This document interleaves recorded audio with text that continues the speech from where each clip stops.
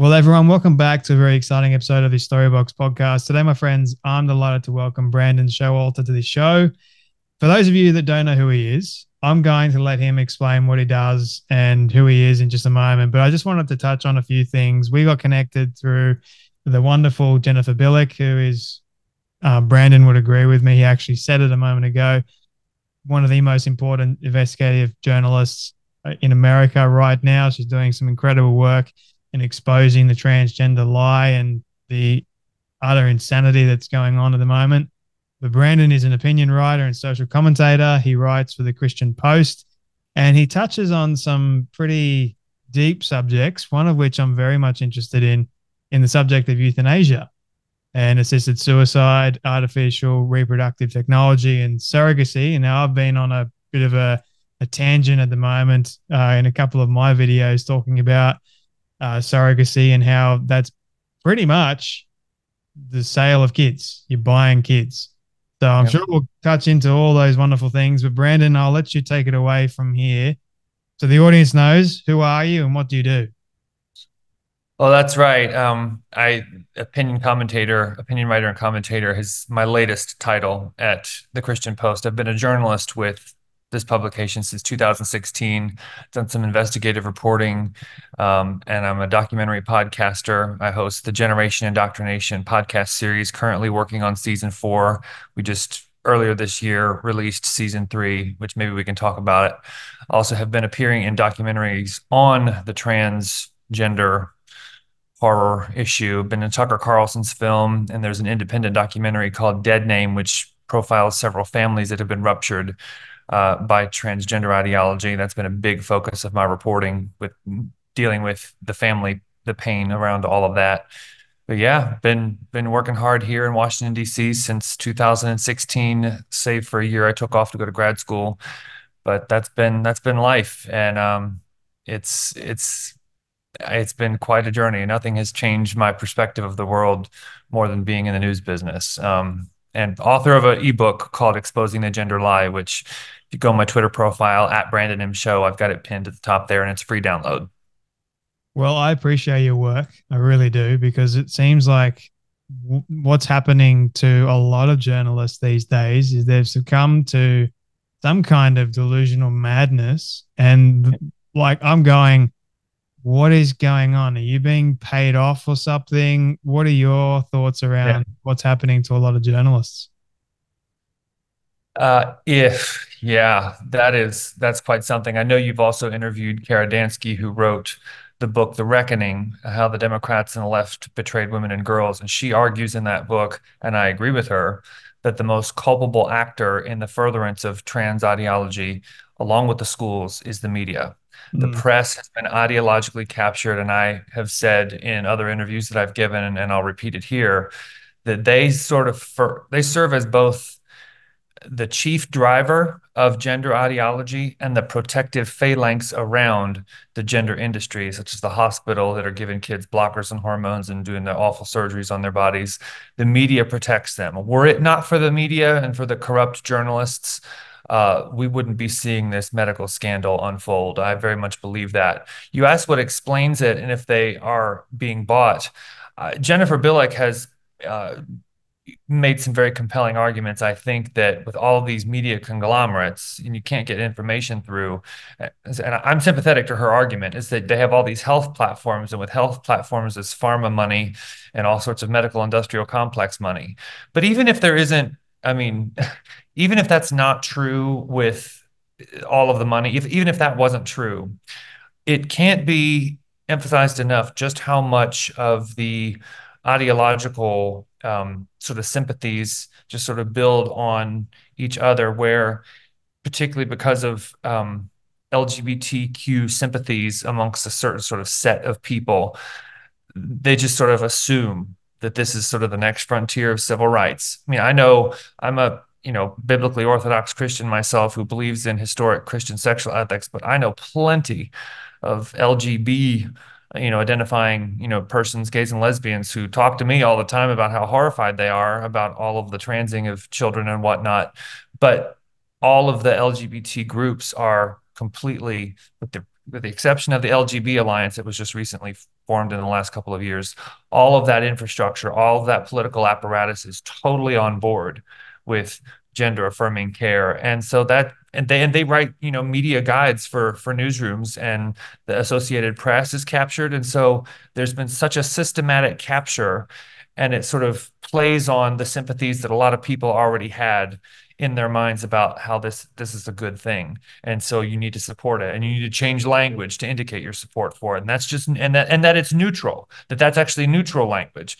No, it's not. We say at the Christian Post, it's not neutral language. And it's been strange to see how there's some overlaps between, you'll see these radical feminist publications and evangelical Christian publications taking the same approach with language, because we recognize, even though we're coming from different perspectives on a lot of things, there's some unique intersections. And one of the things that both camps realize is that if you lend credence to the lingo, you're already sort of helping the public swallow the lie that it's possible for a human person to change sex, or for them to be the other sex, or that you can do all of this medical stuff and cause someone to become something they can never be physiologically. So that's where we land. But that's the way in which this has swept up our very means of communication, and by extension, um, the press, is just pretty, Orwellian. It's an overused word, but it really applies here. Very dystopian. And it's as if, like, a lot of these new journalists that are coming out, they've either been indoctrinated while they're in university. So it's not really, they're not taught nowadays how to think. It's you're told what to think, and you must go along with this. I mean, you're seeing it on a lot of university and college campuses at the moment with the whole Israel and Palestine nonsense that's going on at the moment. Yeah. Just going, what in the world is wrong with you people? We had several people the other day that they actually tore up their doctorate in front of everybody. I'm like, Oh, I saw that. Yeah. what good is that going to do you?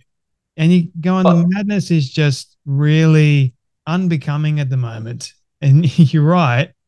You have all these people which you never thought you would actually be agreeing with. Like, the Christians are on the side of, like, Gays Against Groomers now, an organization that is against the trans madness, because we all align on that one equal thing, that the trans madness is wrong and evil and shouldn't actually. So the enemy of my enemy is my friend, as they would say.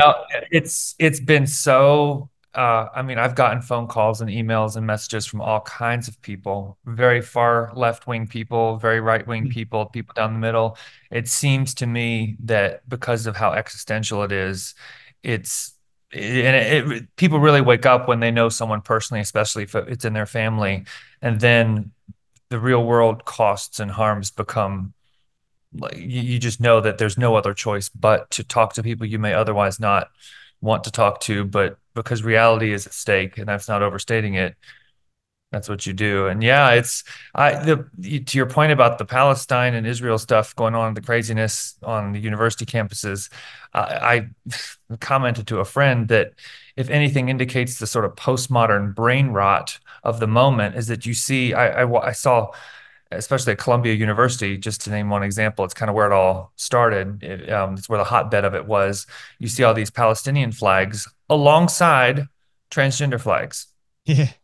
It's like this idea that somehow there's no contradiction, but that's what transgenderism is. You say that a man is a woman, that Palestine and transgenderism go together. No, if I mean tell you, if you came out as queer in the Gaza Strip, you'd be thrown off a roof. Do these kids know or care? I, well, say the issue is never the issue. The issue is always the revolution. But the fact that it's contradictory doesn't seem to bother these people at all. Meanwhile, the safest place for an LGBT identified person is probably Tel Aviv, Israel. So it's just, I heard someone actually make the argument the other day about, because, we referred to the fact that if you were coming out as queer in the Gaza Strip, you would be killed. Yeah, the likelihood of you actually surviving is quite, well, zero, essentially. Yeah. But they were saying, they're trying to make the argument that because of what's going on, they've got enough to worry about than rather having to worry about all these people coming out as queer and identifying them and actually killing more of their people. And I'm just going, it doesn't matter what the hell's going on over in Gaza at the moment. If you come out as queer, they're going to kill you regardless, if they know. And we're seeing stories of that actually still occurring, despite the fact that Israel's going in and bombing and killing still, like it still goes on. But they're Yeah, trying to make the point of associating being queers for Palestine. I'm going, you're a bunch of idiots. There's something wrong with you considerably if you think that that is somehow aligned. But I I guess know. goes with right, doesn't it? Because that's postmodernism. And that's when people wonder about how did all of this happen so fast? How did this nonsensical ideology that says that we as human beings have ineffable gender identities, knowable only to us, with no biological markers, no brain scan, no blood test, no DNA, sequence can show us this thing, this amorphous, uh, woman or man identity that's untethered from our biology. The fact that we have that, like the fact it is postmodern, but that's the milieu in which all of this gestated in academia and in our institutions for decades. And then it was just sort of the perfect storm of circumstances where the elites in our society, and this is not tinfoil hat talk, this is really true. They've engineered this to the point where it was, especially back in 2014 and 15, when you started to see magazine covers, Time Magazine and Vanity Fair start to celebrate this and showcase it. And then from 2016 to 17, you see a quadrupling of gender surgeries on girls in 1 year. Like none of this is organic. This is engineered from the top down, and it's been brewing for a long time. And the postmodern sort of brain rot, as I called it earlier, or this whole postmodern swirl is the soup in which we've been swimming, but very few people have realized it until we've seen this, contagion of young people coming out as the other sex blew up with such great force in the last decade. To use a term that Kara Dansky uses for the title of a book, there is this incredible reckoning going on. And I've Yeah. noticed a lot of people in not even just like the conservative space, you wouldn't really consider them conservative to begin with, like Russell Yeah. Brand. I mean, Yeah. his commentary on stuff, and now he's become a Christian. He recently got Mm. baptized as well. Yeah.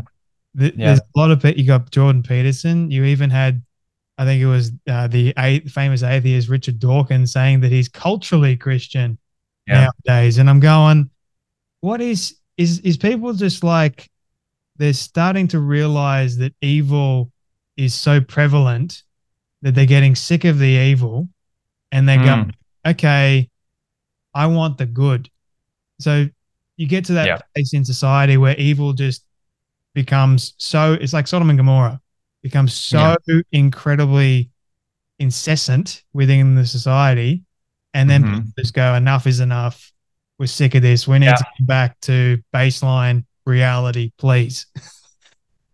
I think there's something to that. And I have very mixed feelings about it because on the one hand, I think there have been a lot of people, and I've seen this on Twitter and I've just heard it anecdotally, that they're not religious people. They don't believe in God or Jesus, or they don't go to church, or they're not, but they have Judeo-Christian presuppositions about a lot of things because of how that has been, in the bedrock of our society for so long. So even if they don't believe, you know, in God, they still have the social good that that my faith, has unleashed on our society over the centuries. They've kind of come to depend on that.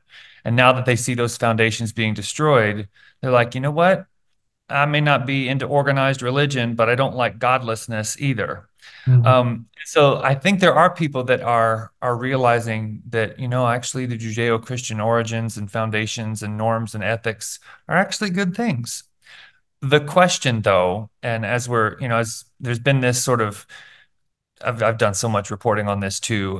The rise of what we call the nuns, the religious nuns. That's not N-U-N, like a nun, a habit wearing, monks and nuns, not like that, but N-O-N-E-S, meaning that there's this growing, I think it's the largest demographic in the United States now, which has sort of been an outlier in the Western world. Is like we're the most religious Western country, and that's still the case, but there's been a very large growth in those who no longer identify with Mhm. religion or faith at all. They're religious nuns.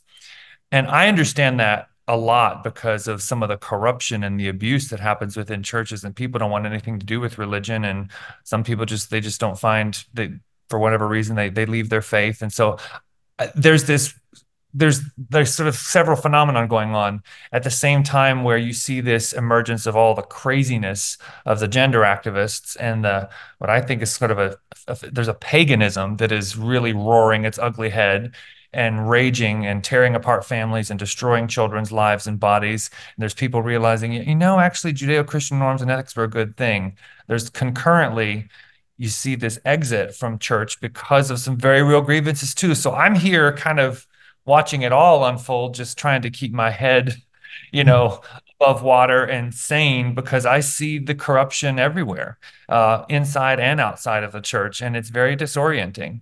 I think the worst kind of evil, in my opinion, is that which tries to co-opt God into it. Religious evil. I mean, Jesus is very tough on the Pharisees, we know, but to your point about, the Jordan Peterson, Ayaan Hirsi Ali, Richard Dawkins, I do think there is an awakening and perhaps even a reckoning, to use your word, about just what it is that we as a society, as Western societies, are giving up in exchange for, kids who don't know their heads from a hole in the ground to identify as who they truly are, when there's no shared common frame of reference or mutually agreed upon definition of the person that for years was, largely uncontested. And now, and this is going to keep going. I mean, we're seeing, age of consent laws being lowered. We're seeing, people promote sex work, as they call it, prostitution, and all these other, a lot of these transgender activists are into a lot of this really strange transhumanist stuff. And that, again, that's not tinfoil hat. Like the people that a lot of the stuff that people that Jennifer Billick has uncovered, and they're into these cult dogmas that are truly wackadoodle and terrifying.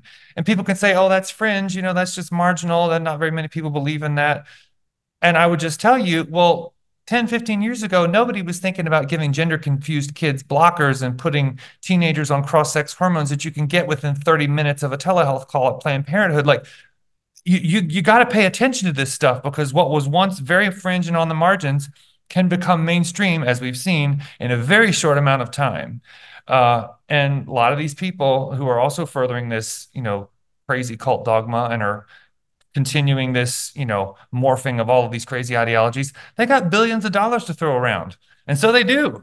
And so we're not trying to be, journalists like myself are not trying to be Chicken Littles and scream, the sky is falling, the sky is falling, because, for kicks and giggles. Like, we're crying out because it actually is falling, and that when we see the very human cost on the front lines. I mean, I've lost count how many parents I've talked to over the years. I mean, the suffering that this unleashes in families when their children wind up sterile and surgically disfigured is like nothing you've ever. It's just the depths of anguish and agony and despair is. It's put a few gray hairs in my black hair. I mean, it's absolutely horrible. Maybe we could talk a little bit more about that. But the way this ruptures family, I think that's another thing. Reality's being at stake, but the family being the building block of society, that crucial unit, when that disintegrates and destroys, you don't have a society anymore. And so I think a lot of people are really realizing that. Especially like the family unit is under attack in America. It's under attack in Australia because they know we can disrupt the family unit. We can get the kids. We can change society as we know it to suit our particular agenda. And if parents have no control anymore, we weaken them to the point where they can't say anything or do anything. We're now, as the government officials, we're in control. We can tell you what you can and can't do. That's sort of like, again, that's not a democracy that I want to live in. I want to have freedom of speech. You're starting to see that more and more. So if you do speak out against this madness, against this agenda, you're silenced by big tech operators, by the media. They'll try and cancel you. They'll try and label you as some bigot or some transphobe. And I'm just going, I'd much rather you call me a transphobic bigot, but I'm actually on the side of the right things in history that we know, and we have actual evidence support this. Science is right, and you can't give kids period blockers, cross-sex hormones. You can't give kids any of these things because it's going to wreck them. It is going to destroy their life. We know this. Forget Yeah. about your feelings. Feelings don't, facts don't care about feelings. Let's forget about those for just a moment and let's actually come to the side of common sense and use reason and rationale. But they won't, because for them, Yeah. feeling is much more important. And that's what frustrates me about this whole thing. Yeah. It's the idea that I think a lot of people have sort of operated with this frame of mind where, well, let's just have a reasonable discussion. Well, that presupposes Mm. that all parties are interested in that at all. And when your premise is that a man can be a woman, well, you've already abandoned reason. And so there's, I mean, I look, and I will talk to all kinds of people. And I said to somebody, because let's face it, while the right in this country, in America, has certainly contributed to some of the morass we're in, and I'm a conservative leaning Christian myself, but I'm not going to just pretend as though there are no problems on the right. It's been the political left in this country that has pushed this gender dogma with such force and fury here. And I think one of the most interesting political divisions in this country, at least, I don't know if this is like this in Australia, has been the emergence of what you call the classical liberals and the left of center folks who didn't really change their politics, but them and the woke left. The Mm. emergence of the free press with Barry Weiss, like these truly sort of liberal thinkers, but they're not completely detached from material reality. And I think it's this gender issue that has become in many ways very much a dividing line. That it really does. It's not the only thing. There's also the other critical theory kinds of issues and other things that have divided the left. But the division between the classical liberals, the left of center folks who are very reasonable and intelligent and willing to have a discussion and a reasonable debate with you, versus the woke left, where you will just be canceled if and they'll peddle all of this insane dogma of which gender ideology is probably the apotheosis of it.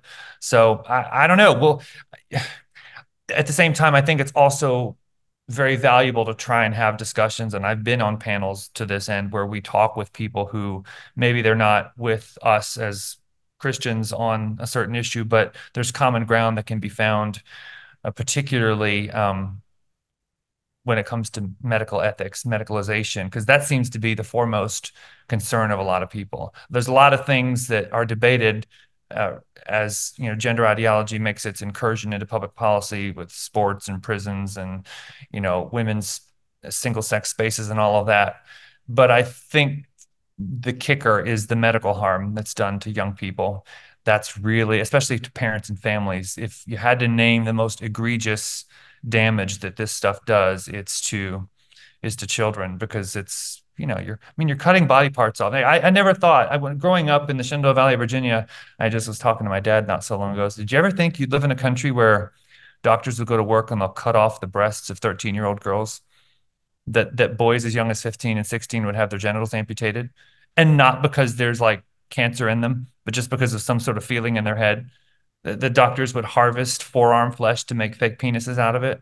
No, never in our wildest nightmares could you have thought this, but here we are. And so people who do that kind of thing and think that that's actually a good, they've completely abandoned reason. And so as a journalist and as just a person of goodwill, I've tried to facilitate discussions regardless of where people fall on the political spectrum to try and talk about exposing the harms, because it's going to take every single all hands on deck. It's going to take every person of goodwill, whether they lean left or right, to start chucking water at this fire, because it's a 5 alarm fire. I mean, I've spoken to people that have actually decided to transition. They're adults when they decided to transition, Yeah. and they're completely against kids Mhm. because they don't have that mental capacity to even make that sort of decision for themselves, because kids really don't know. It's like, Yeah. how can a kid consent to something that they don't fully understand or even comprehend? I mean, I remember when I was 5 or 6 years old, I didn't even know what I really wanted at all. Yeah. It's crazy to think that like these adults in positions of power go all right, if a kid tells me that they want to be a female, but they're really a male, so be it. Let's, cut off their healthy genitals. Let's give them puberty blockers and cross sex hormones. That itself is pure evil. Oh, But yes. for some reason, it is allowed and even praised and said, we see all these trans kids. We need to protect them. There's no such thing as a trans kid, for goodness sake. And what Oh, annoys me and what I get absolutely fed up with is even you have these, I guess you can call them woke liberal Christians that, ugh. that claim to be followers of Christ and say, you know what, we need to love these kids. We need to Oh, embrace them as Christ would. And we need to allow them to be who they are in a Christian setting. And they're trying to use and skew Bible verses. And you have these pastors up there. I'm hesitant to even call them pastors because they're either homosexual or they're claiming to say that Jesus was a she and all these other nonsense things that they're talking about. And then oh, it's just so infuriating because they'll change words in the Bible and say that Jesus said this. No, he oh did. yeah. He was very, very clear on how you should be treating the children. If Yeah. you butcher and mutilate children, God help you. You're going to be I in a hell know. of a lot of trouble. Oh, Jay, I have to say, like the religious endorsement of this that I've seen in churches gets me more hot. I can feel my blood pressure rising even as you're like talking Same. about that. You drive around here in DC and you see these rainbow flag draped churches, and I'm just like, no, that's not a church. That's not a Christian house of worship. This or the trans flag, whatever, any of the rainbow flags Cult. really. That's it's a cult. And yeah, I mean, obviously Jesus said what he did about, it would be better for you to have a millstone hung around your neck and be cast into the sea than to lead one of these little children astray. The twisting of language in the Bible and Scripture to endorse this is, I think, the most abominable. Those are the worst offenders because if you're bringing God into this, that you're making God into a child abuser, and I just no, no, absolutely not, no. That's the worst ever. The thing that is really pernicious, though, and it's that I'll meet people who are actually in churches who are actually Bible believing people. But what trips them up is that the trans activists have effectively manipulated and wielded their compassion and they weaponized it against them.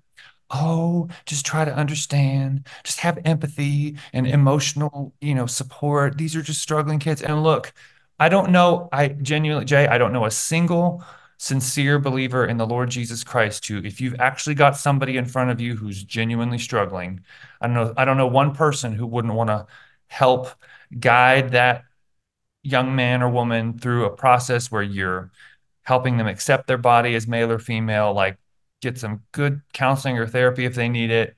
Great. But the way in which that the activists have sort of seized upon the willingness of well-meaning Christians to extend the benefit of the doubt and show grace, show empathy and caring and compassion, and then used that in a very sinister way for ill-gotten purposes, and then to then traffic in what I believe is false teaching. Because the truth of the matter is, if we're made male and female, this drives me crazy too. I see all these woke Christians saying transgender people are made in the image of God. And I'm like, do you think that's profound? Because that's exactly precisely our point. Yes, they're made in the image of God, so don't cut their body parts off. Yeah. Don't sterilize them. Yes, they're made male and female, and our maleness and our femaleness is precisely the image that you are desecrating with this unethical medicalization. Mm, No, so how dare you appropriate Genesis 1:27 to make people feel as though if we disagree, we're somehow not honoring the image that God stamped on their bodies? Like, no, you're actually the one that's desecrating the image of God here, people. And so don't like but the manipulation around that and where people like that they're trying to use that as a cudgel to abuse people from to make them not criticize anything. mm, Meanwhile, I think, Jesus were in the I mean, he's alive, I believe, but if he were walking the earth today, he'd be cracking the whip in the gender clinics and driving out the money changers and and the people who are profiting off of all of this. I mean, Oh, he for doesn't sure. take too kindly when you hurt children. So no, but the woke people have got to get a backbone and have got to get some courage because this is legitimately one of the worst medical scandals that the world has ever seen.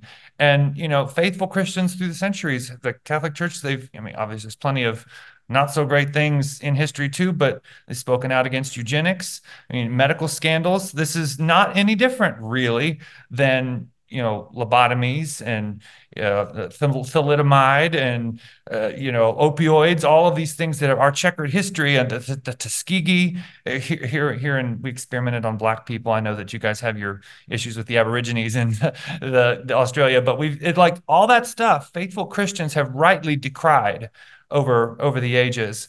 But what makes this different? This is a medical scandal like that, but what makes this different, I think, is that I've never seen a medical scandal that it's so closely tethered to your personal sense of identity. Like people who underwent lobotomies and took opioids, it wasn't becoming who you are. Like Mm. that's what's enmeshed with this that's so dangerous and so toxic. And that's what all these woke religious people are using to try and make people think is actually a good, real thing to support. And no, nothing could be further from the truth. We're going to see a wave, I believe, of refugees from this medical scandal already starting in some ways where detransitioners and other formerly LGBTQ identified persons are coming to know the Lord and they're getting their lives back together. But oh, what needless heartache and suffering and carnage that has happened because of this. It's a shame it has gone on this long. It needs to end. Didn't the Pope recently come out and affirm the transgender madness?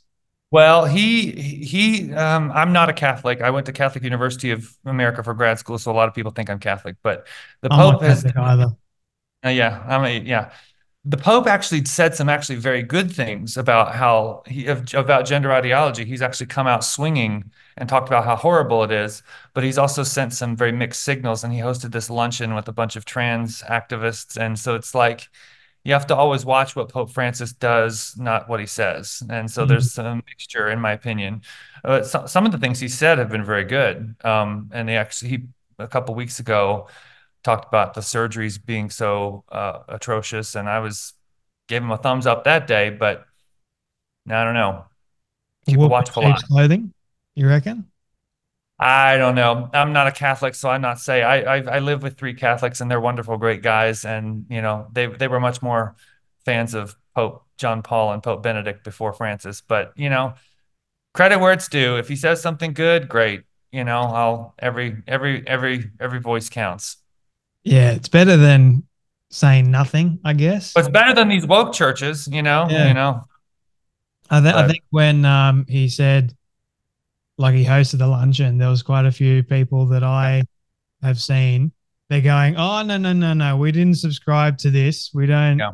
We don't like this that's going on." But yeah, I think for me, the whole Christian, them trying to use Christ in the whole mix, that infuriates me the most. And I Okay.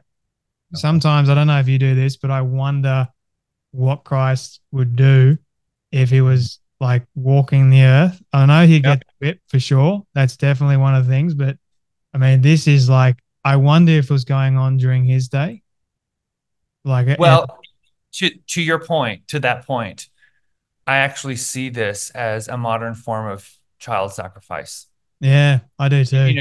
You just think about what people, the Israelites who sacrificed their children to Molech and to Baal, Oh, to Baal yeah. and Molech. It's just like that's really not so different. I mean, it's the same thing. There's nothing new under the sun. The perversions that existed in the ancient world. All the enemy ever does is just repackage them, rename them, and sort of retool them a little bit, and then they're presented and they manifest again throughout time. He's not very creative. He comes to steal, kill, and destroy. And so that's basically what it is. Even though people aren't bowing down before literal statues of Baal and Moloch, a lot of the times that children were sacrificed to those false gods because they wrongly believed that doing so would bless their crops, that they would do for wealth purposes. Well, that's and it's different with the transing of kids. It's a little different because it's kind of this. You see, I did a big investigative piece guess it would have been about over a year ago now, about this sort of what they call Munchausen's moms, Munchausen by proxy moms, where I'd say probably 9 out of 10 times, if there's a parent that's a very young child, it's mostly the moms who are doing it to the kid, often to the boys, but sometimes the girls. And just in the interest of fairness, I have had parents call me where it's the dads pushing it and not the moms. Those are rare, but they exist. But it's like having a trans kid gives them this weird sense of meaning in Yeah. life. They get all this attention, and they're these deeply broken, emotionally unstable people. And so having one of these trans kids, so to speak, gives them this kind of sick thrill. I mean, I don't understand how anybody could ever do that to your own child. I mean, it's just so far beyond. You have to be in such a demented headspace, I think, to do that. But then there's also, and this is so tragic, there are parents who have been genuinely misled, where it's not their own psychiatric, disorders or their own evil at work.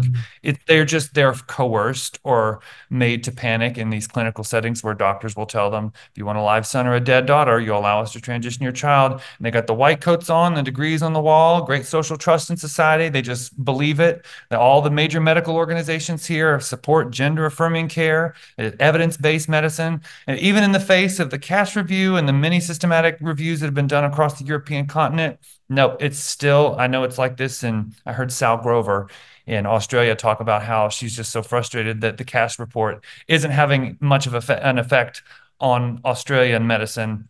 I mean, it's making a few little, I mean, some of our newspapers here in America are writing a little bit about it, but it's just like Europe's going in the right direction, and America and Canada, and sounds like Australia, digging their heels in. Yeah. And it's just a matter of those sort of rogue journalists like us just keep punching, see if we can crack through the information blockade. But no, this is a wickedness that is not new. And it's just a matter of, as I believe as a Christian, if we pray Mm. and then we see things dismantled in the realm of the spirit, then it's only a matter of time before it'll translate in the natural. We'll finally see some breakthrough. And things have changed some, I will say, but not near fast enough, in my opinion. No, I mean, even the court case regarding Sal Grover, I mean, Yeah. that is just absolutely absurd. But they're wanting the court to decide what, in fact, is a woman. So if Sal loses this Uh-huh. case, God forbid that she does, because if Mm. she loses, that is setting a very dangerous precedent for all women here in Australia and And abroad. potentially internationally, because And abroad. that's she's got with the CEDAW, if I Yeah. understand that case correctly, she's citing the Convention on the Elimination of Discrimination Against Women, the UN, that treaty, Yeah. which that has international implications too. And so it's, yeah, So my the hat's off to judge, Val. if the Yeah. judge is married and has any Mhm. kids, if he has any level of common sense or decency, he will remove feelings from the equation because that's what this is really about. A man's feelings has been hurt, and he is Mhm. suing because he was kicked off an app that he shouldn't have been on to begin with, and the fact that he was misgendered. He's had the affirming surgery, which is not affirming it, or I mean, it's affirming in the wrong kind of sense, but it's not going to help one No, bit. You're creating a no. wound, you're damaging your own body, and you're saying Mhm. that that makes you a woman. For goodness sake, get No. get your head outside of your ass and Mhm. actually come to the sunshine where it, you know, I know. it's a I lot know. better. But I think it is really unbecoming when you have a a man that is able to take a woman to Mhm. court over what is in fact a woman. I know. Did you ever think you'd live in a It, world like that? I know. Well, and that was actually how I started waking up to the issue, Jay, because when I first got my start in journalism in 2016, I was just like, I had seen these magazine covers, like I mentioned earlier, with, Vanity Fair and Time Magazine, Laverne Cox, Bruce Jenner, all this stuff. And I was like, huh, well, looks like that's what the elites, the social engineers are peddling now. I could tell it was top down, but I didn't realize just how deep the rabbit hole went. But then I become a member of the news media, and I'm trying to, obviously, as the Christian Post, we have our faith does inform our coverage, and that's not hidden. We're trying to bring our faith to bear upon the news of the day and sort of give people a certain lens, even though we're trying to be truthful too. Um, I'd like to think that my faith makes me even more truthful. But, I started to see how they were twisting the language and that men were being referred to as she and her. And then I'm thinking, well, I'm a journalist now. I'm not going to participate with this. And yet the preferred pronouns is what is supposed to be, the AP guidelines. I think, I don't know if it I was can't back do then. it. They probably said it. I don't know if when they changed their policy to say you should use preferred pronouns, if that was 2016. De facto, it was already sort of the de facto policy in a lot of all the news media. It's definitely in their style guide now. But I just knew that I couldn't participate in it. And I think the day I remember exactly the day where I was sitting at my desk and I saw it wasn't just the pronouns, but the phrase. It was either in the New York Times or the Washington Post, a mainstream newspaper, where they used the phrase assigned sex at birth. And Oh, it was printed as though that was the most objective, truthful thing you could say. And I just thought, oh, we are in for it now. Like it was like, and like no, it was unblinkingly reported that these children who were assigned the wrong sex at birth, while then these same people accusing people like me of hating science. mm, No, I know that sex is established when the sperm meets the egg. That's science. And that they're selling to me assign the wrong sex at birth as though some doctor arbitrarily decided, you know. And I had to laugh because I heard a feminist speak at a panel probably I guess this was 2017. So, 7, 8 years ago, where she's like, she knew how all of her left-wing friends who were just going on and on and on about how they couldn't, well, gender is this different thing, but they know what sex their dog is, or if they yeah. want to get, organic eggs, they go get a bunch of hens and not roosters. I mean, they know, but I mean, suddenly sex was this mysterious thing that they couldn't know, and so I knew early on it was the language and the manipulation of these basic building blocks of our understanding that really clued me in. And then it was sort of as I fell deeper down the rabbit hole, I saw that they were giving blockers to children. And then I was like, okay, however long I'm a journalist, I know I've got my work cut out for me because this is the most heinous thing I've ever seen. Um, and there's nothing quite like the first time you see a phalloplasty surgery, for example. I mean, you watch when you see a disfigured forearm. I remember I mean, I learned about it years ago. Everybody found out about that, it seemed, when they watched the What Is a Woman documentary and they saw Scott Nugent pull down her sleeve. And finally, everybody's like, I've known about that for years. Yeah. And I'd sometimes be at conferences and I'd show people the picture of one of those, and you just you watch them turn white as a sheet, and they're like, "Oh dear God, how is that not a crime?" And it's like, yeah, it should be. Like, anyway, but no, it's rough. I mean, and it's actually very evil, because if you can convince someone that a man is a woman, and you can manipulate language, and if you can destabilize language, you can destabilize thought, Yeah.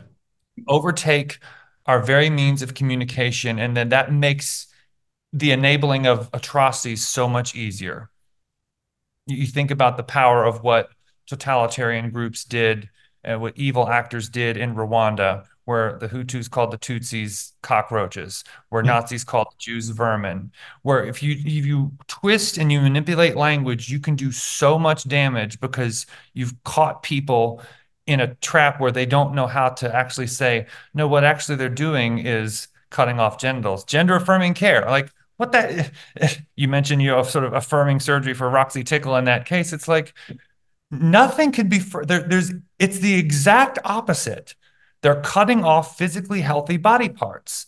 And unless you say that, you're going to keep people thinking that this is actually some extremely rare intervention that's necessary for suicide prevention. And you get people all tangled up in this psychological disarray. No, I mean, we won't have it at CP. Absolutely not. We won't budge an inch. We're not lending an iota of credence to any of this nonsense. Yeah, the more you yell and scream and repeat the phrase, they think that that is actually going to change people's minds. But really, it just cements the fact Yeah. that you're a lunatic living in Yeah. Delulu land and we're fed up and sick of it. But going Yeah. back, I mean, to the point of, the butchery and the madness, I actually had Scott Nugent on the show. She was brilliant and loved speaking with her. I've spoken with the transitioners like Chloe Cole, for example. Yeah. What happened Yeah. to her?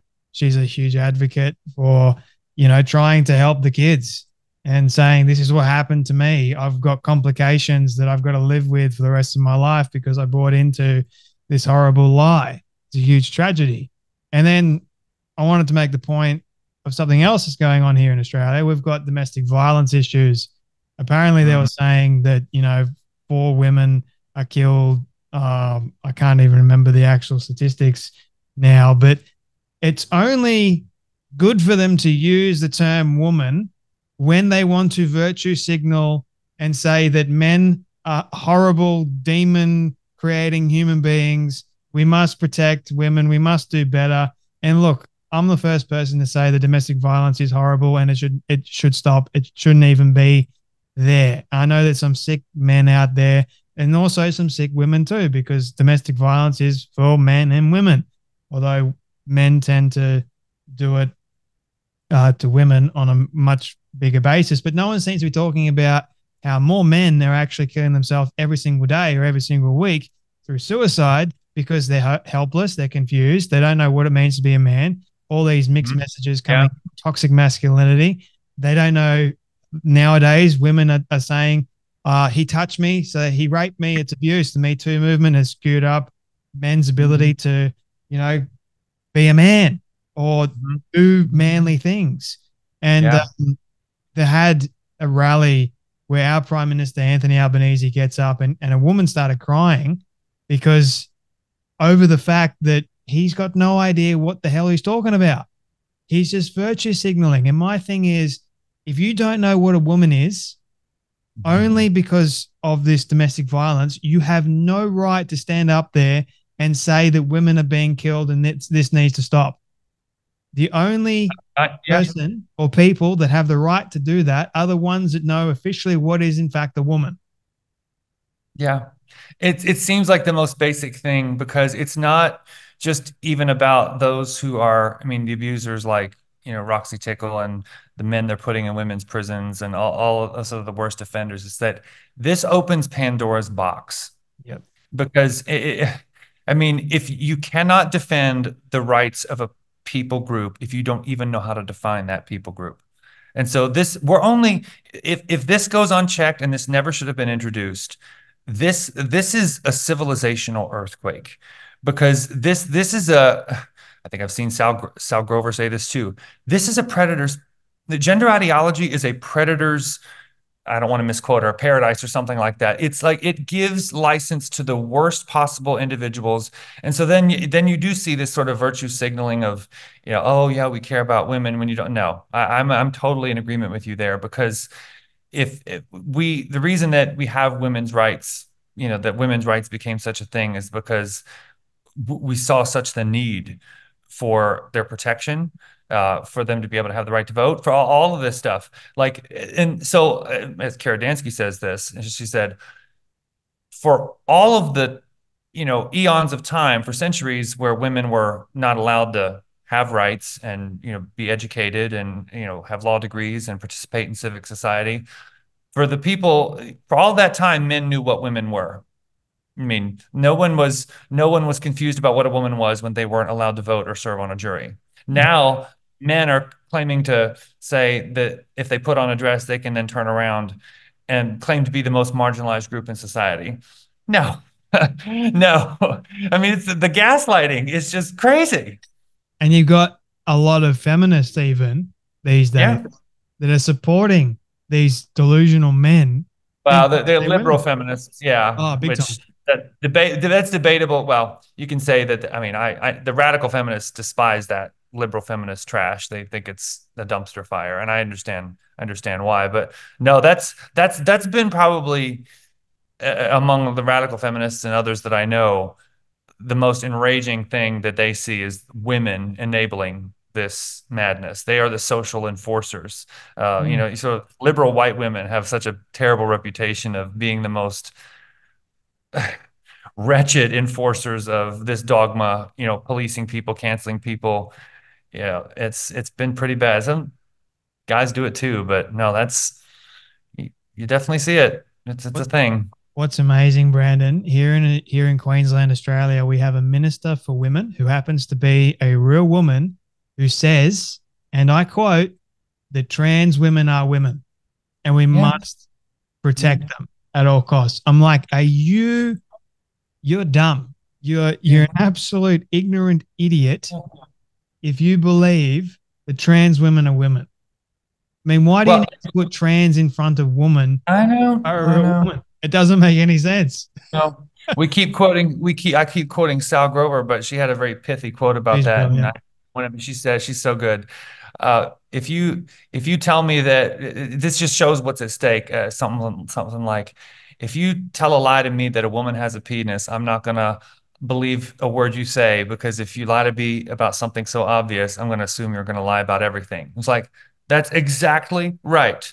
Like, someone loses all credibility with me, all of it, if they're willing to go along with telling you a lie about something that's so basic and obvious. You're supposed to deny what you see with your eyes. It's like, why would you ever trust someone who's either so emotionally weak to just be swept along and go along with something that's so obviously insane, or trust somebody who says that, yeah, I think, or that you could know that you're getting the truth when they're lying about something, you know, so consequential. I mean, Mm. this was, it was fascinating to me how, and I'm not drawing an exact analogy here because I know that was debated, but I think that there was a lot of suspicion that was sown into the public mind when the pandemic walloped the world because of gender ideology. Because if the powers that be can tell you a man is a woman, and you can give a kid blockers, hormones, and surgery, and it's good for their health. Well, these same people that can't get biology right, suddenly you're going to be experts on epidemiology or Yep. immunology or all this advanced science. These people that'll gaslight you with this gender garbage, then suddenly you're going to trust them with your health. Really? I mean, I know it's not exactly the same, but I think that made a lot. I think that has not been talked about enough. That a lot of people were very suspicious. I know I was. I'm like, hmm. So you're going to tell me what you think is good for my body, and you're in the next breath you're going to say trans in kids is great. Yep. Yeah, that doesn't fly. That doesn't fly with me. I was the same way, man. Honestly, like during the pandemic, we were crying out, we were yelling and screaming. It was pretty bad here in Australia. I was down in Sydney living Mhm. there during the pandemic, and we had the severe lockdowns, not as bad as Melbourne, but we came second best. Believe you me, Yeah, it was really, yeah. really bad. You weren't allowed to say anything Mhm. in negative senses towards the vaccine, towards COVID. You were perceived to be an anti-vaxxer or the scum of the earth. And now what are we seeing? Guess what? AstraZeneca has been pulled from the shelves. Now, Yeah. I was forced to actually get that one, and praise God, thank God. I mean, I haven't been feeling the best ever since I got that damn thing, but we were forced to get it. But lo and Mhm. behold, you're starting to see more and more companies now, not just AstraZeneca. It'll be Pfizer next. It'll be all Moderna. It'll be all the big ones. Why is Mhm. that? Because it was rushed. It was an experimental drug, and all these monkeys running around saying, "You must get it, get it, get it. Otherwise, you're not part of the group." Yeah. Oh, God forbid that I'm not part of the group. Who bloody Uh, cares? no. I'd much rather Yeah. be safe. Thank you very much. Hmm. Hmm. No, it was a fascinating, that whole time was such an interesting thing because you see that you do. I mean, not everything is parallel to the trans and medical experimentation that's been done on so many young That people, is. but there's a current that runs through. I've been amazed to see how much gender ideology intersects with so many other issues where obviously I think because it's so nonsensical and insane on its face that human beings can change sex, because that's really what they're saying, despite all of the lingo that they shroud it with. It's like you see it crop up in so many contexts and places. I mean, even I've been even during the riots here in the United States in the summer of 2020, where all these Black Lives Matter, obviously the pain and the trauma of watching the George Floyd thing happen in the streets, and then you suddenly see Black Lives Matter giving all of these millions of dollars to all these transgender organizations. Mm-hmm. Like, you just, it's like, what's going on here? Why is something so like that, appearing, and you'll hear in DC at the human rights, campaign, the big gay rights organization, everything's about black trans women. It's that they're just glomming on to all of these other issues where it shouldn't even be related at all, but somehow they managed to get a toehold in it, and it's just there's no way to escape from it. Yeah. If you're a straight white male, you're the Yeah, devil. But if you pretty are much. a lesbian, gay, trans, whatever, all in one, you can be everything under the sun now. You can be non-binary Mhm. as well. You can be all the letters of the alphabet, whatever, because it's how you would choose to identify. And it can Yeah. change with the seasons now, believe it or not. You can be Oh yeah. an actual season and go, Hmm. my gender is part of the season. I'm like, what the heck? I know. I It's know. just like I'm going, what in the world?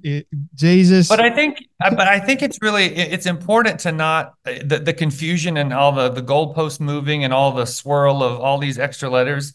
It's important for people to not allow the silliness and the chaos of all of that to distract them from. I mean, as much as it is silly and stupid and it's in the swirl we're all swimming in, don't let that distract you from what I think is the greatest harm, which is the fact that children are being having their body parts cut off. Like we are living through one of the worst medical scandals of all time, and it's global in scope. And it's not only just that children and young people are being irreversibly harmed, it's their families that are being shredded. Like this has so many other repercussions other than what's being done to their bodies, which is bad enough.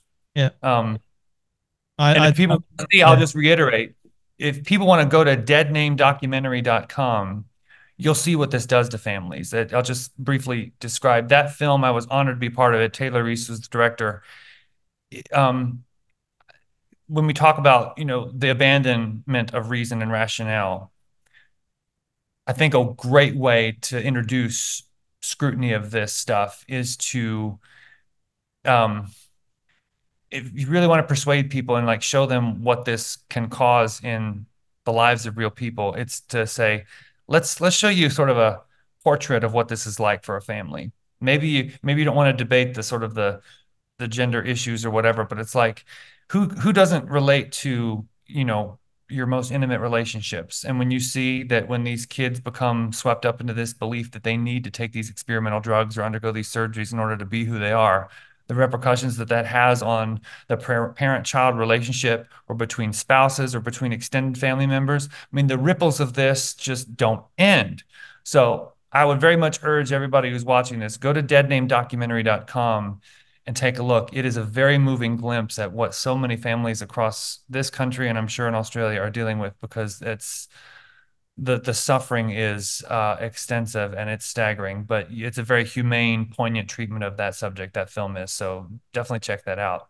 I'll link it for people in the description so Yeah. they can easily find it. But yeah, you said it, the destruction of family, it's unbecoming. And now I want to touch on this subject, which is kind of like I saw it the other day. I made a video about it the other day. How you got these transgender people that are allowed to Bye, babe. essentially they're buying a Yeah. baby. Yeah. And Yeah. not just that, but you've also got a lot of gay people doing the exact same thing. And the Mhm. medical institution is just allowing it to occur. Yeah. Well, the commercial surrogacy is, and here again, it's connected to the trans thing too, because before I get into sort of talking about I presume you saw that clip that went viral of the baby Yeah. being taken from its mother and laid on that I trans made guy's I made a video about it. I chest went off. about it. Yeah. Yeah. It's awful. Um, the surrogacy industry is tied to the trans thing, even though very few kids who go on blockers and hormones preserve their gametes. Very few people do it. But the idea being, though, if they do and they put them in a cryopreservation freezer or whatever, is that they can then use that later down the line with a surrogate so they can have kids. Even though, the very few people have done that, even when they've saved their fertility for cancer or something. Very few, I think, I don't know how many births have happened as a result of that, but it's minuscule, minuscule number. But the fact is that the industry's in on this too, because the cocktail of blockers and hormones sterilize you. If you're going to have kids at all, ever at least have a chance, you have to preserve it. So that's insane.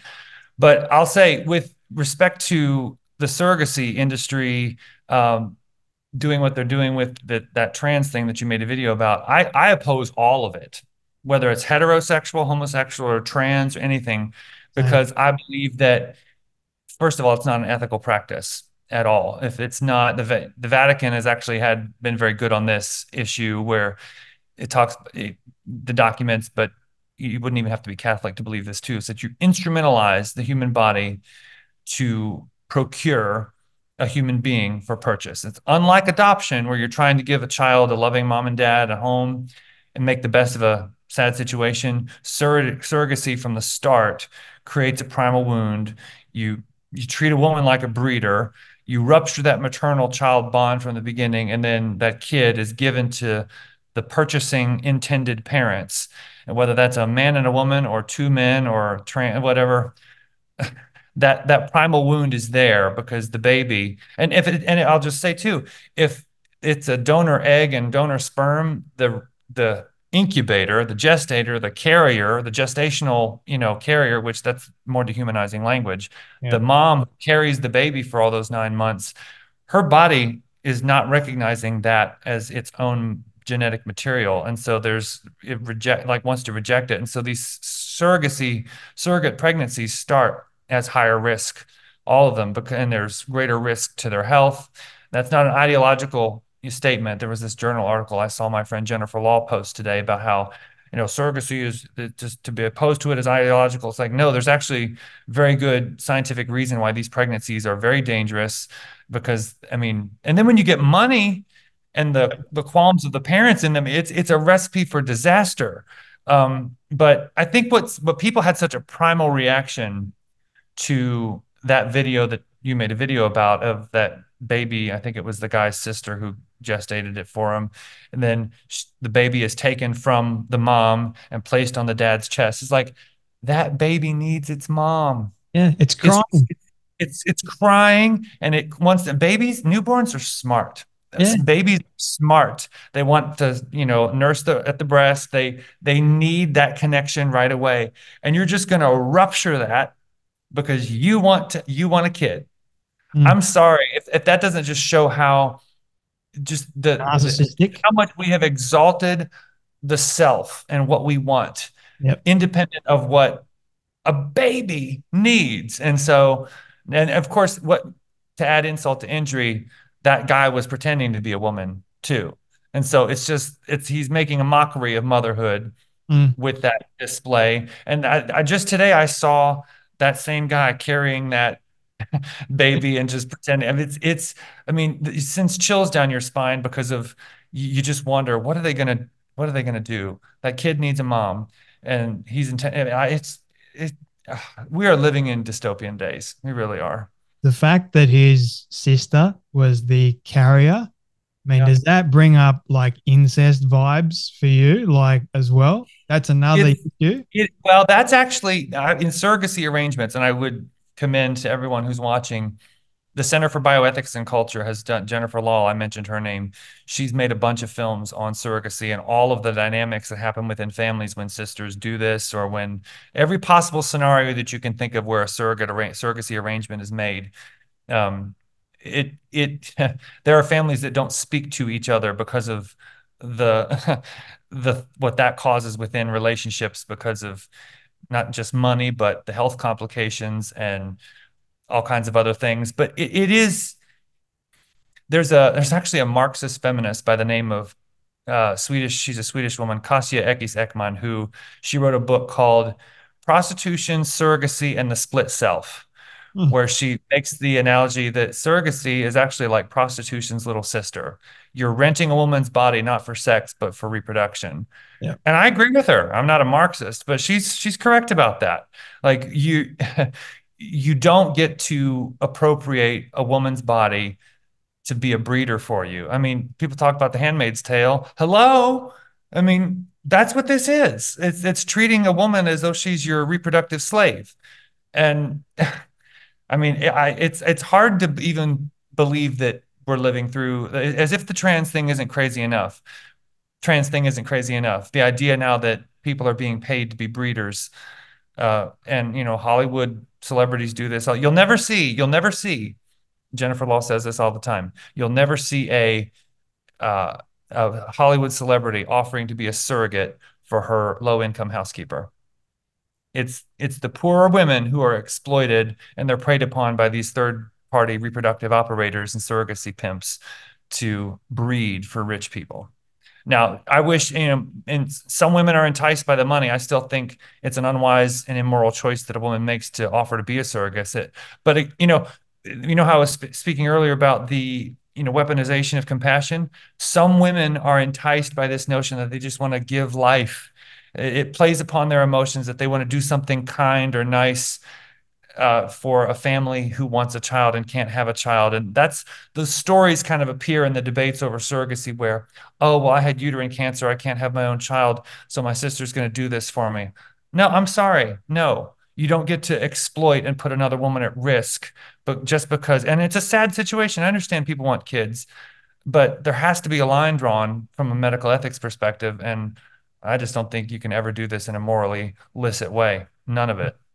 And I think it was Priyanka Chopra Jonas. She had a surrogate child mainly because she didn't want to ruin her body. She didn't want to have a. I know. I Yeah. was going, okay, if that's not narcissism playing out in full force, I don't know Yeah. what is. You don't want to carry a child because you are afraid that the child is going to destroy your so called perfect body. You don't want to have that image. And I mean, her husband went along with it. I'm going, are you kidding me, mate? Show some balls for goodness sake. I know. And it's like, even though I mean, I'm not a woman, obviously, and obviously, I think women relate to their bodies in a very different way that men do. And so there's a different psychology there. But the most women that I know that have had children talk about pregnancy as being this very magical experience that, Mm. yeah, sometimes it's very, very hard too. But carrying their child and bringing that child to life, even if it is hard, and then delivering the child and yeah, maybe they don't get their figure back, it's still part of the wonder of life. But to do so for this vain reason that, oh, I'm not going to be as, I mean, yeah, that's just narcissism. There's a lot of narcissism going around. Tell me about it, which is essentially just pride. And I Yeah. mean, I wanted to raise another point in regards to this surrogacy madness, and I think we'll close with that. Um, there's contractual obligations that Oh, the yeah. the mother or the woman has to adhere to, and if she Oh, yeah. doesn't adhere to them, then she is gotten rid of, Oh, and yeah. just thrown away just like that. I mean, there was Yeah. a video that I made yesterday, in fact, about, get this, two gay priests, Oh, I even saw that. even that sentence, my goodness. They went through surrogacy, and their first surrogate, I mean, even saying surrogate, far out. I The first know. woman they approached, everything was going great, but they got rid of her the day like they're about to sign the contract. And then they went with somebody else instead. Yeah. So that woman has gone through all this preparation period, everything obligating to what the contract says. I mean, from a legal standpoint, that amazes me too. Like, Oh, you yeah. writing in a contract these legal obligations. I mean, who has the power or even the right to do any of that? I don't I believe know. anyone does. It is so like the nightmare horror stories, and I'm not just trying to do a parade of horribles here. It's like there have been, you know, cases where, pedophiles have commissioned babies to abuse, and there was this Japanese guy who I think had a baby farm of like 15 kids that he used. I mean, there's this left unchecked, you talk about Pandora's box. It's like this is absolutely horrible. And yes, with these contracts that they write, I mean, these women are told what kind of food they can eat. There are contracts where they talk about how if you can pull the plug, like They're not you allowed can to pull the plug. exercise. You're Yep. not allowed to do certain things. You can't wear nail polish. I mean, it is like they own you like Yeah. a slave. And Mm. I mean, this is just because they have the money to do it, they can do it, and it is just unbelievable.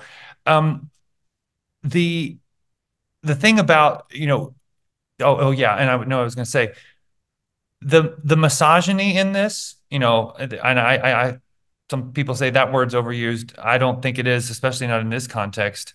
We have a TV station, it's trash, Bravo here, where they had two gay men ordering a surrogate, and they actually filmed the delivery of the pregnancy. Was it?